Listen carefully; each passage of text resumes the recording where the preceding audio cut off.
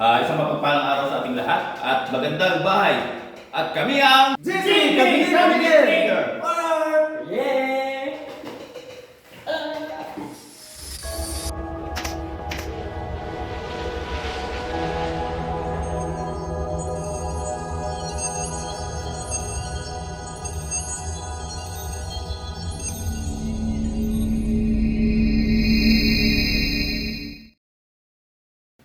Sa araw na ito ay mag-install tayo ng wardrobe cabinet. Kung naalala niyo yung video na ito, first din natin ngayon sa project na ito. So ito, kukulang mo natin muna ng video para makita kung paano kami mag-upisa sa project na ito. Ito, ready na ito yung design natin. First, wardrobe. Ito muna yung simulan namin ngayon. So ito na po yung ginawa kong details. Ayan. Kung saan kakapentry namin. So ito na siya ngayon. I-install na natin. Unang hakbak, kukunin mo natin ang level ng flooring.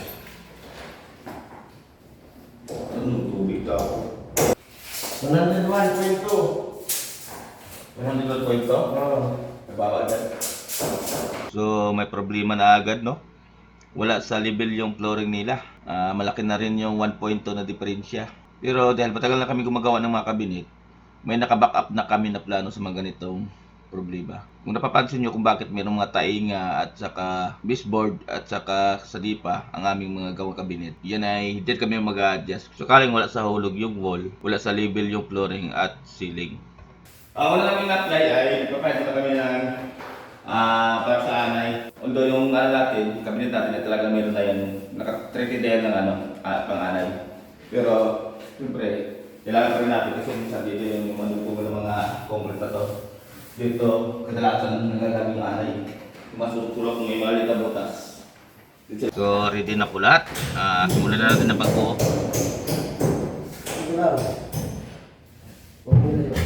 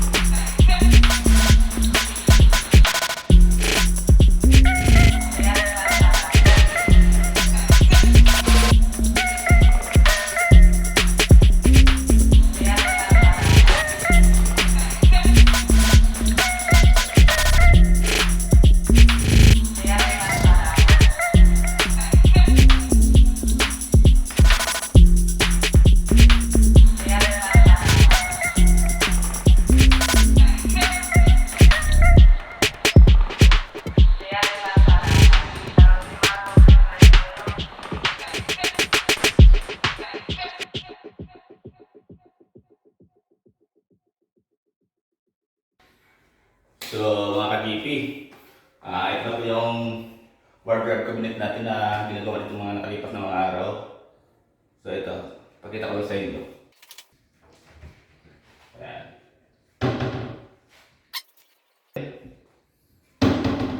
Drawer.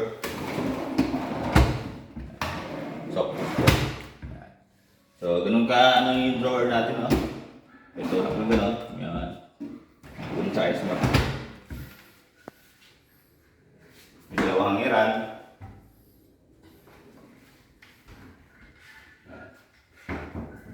Tapos dito sa gitna. Yan.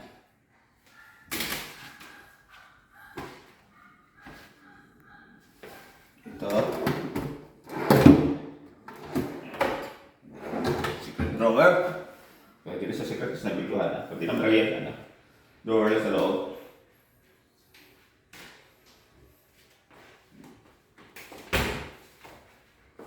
Tapos dito.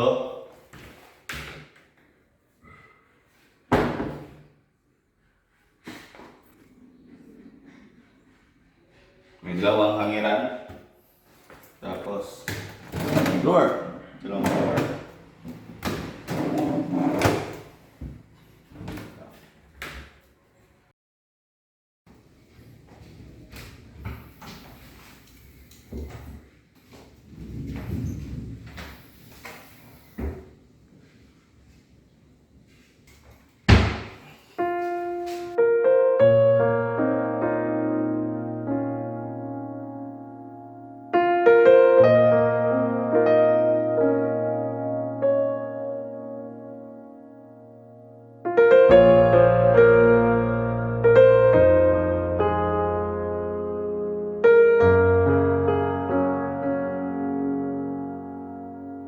So, ayan. Sana nagustuhan nyo ang video ng ito. At kung gusto nyo namang mapanood kung paano namin ito kina-carpentry, meron po tayong video dito kung paano namin ito kina-carpentry. Ilalagay ko na lang po yung link sa baba. So, hanggang dito lang po tayo. Maraming salamat sa inyong panonood at kita-kita po sa sunod kong video.